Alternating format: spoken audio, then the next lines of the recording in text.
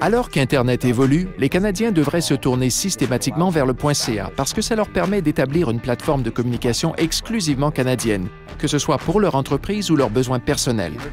Le lancement des nouveaux TLD augmentera le choix auquel les consommateurs accéderont sur le marché. Cependant, le .ca occupe une position avantageuse dans ce marché en croissance, car les Canadiens connaissent le .ca et ont confiance en celui-ci au Canada. Et si on y pense dans une perspective mondiale, la marque canadienne .ca est tout aussi respectée et renommée en matière de fiabilité.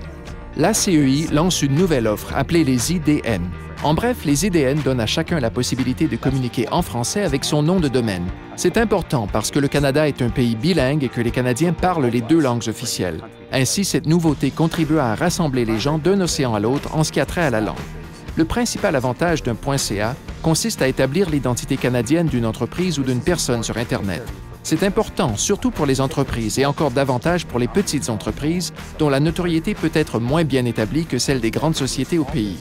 Donc, si vous avez une petite entreprise et un .ca et que quelqu'un cherche un service, nettoyeur à sec, boutique de sport, mécanicien par exemple, lorsque les gens lancent des recherches, si vous êtes situé au Canada et que vous avez un .ca, votre organisation s'affichera plus haut dans les résultats de recherche Google que si vous n'aviez pas de .ca. Il faut comprendre que les 3/4 des internautes canadiens préfèrent faire affaire avec d'autres Canadiens. C'est particulièrement vrai lorsqu'ils désirent faire leurs transactions bancaires en ligne ou leurs achats, lorsqu'ils lancent des recherches ou veulent accéder à l'actualité. Les Canadiens ont une perspective locale et agissent dans cette perspective. Ils veulent soutenir le Canada et les entreprises canadiennes.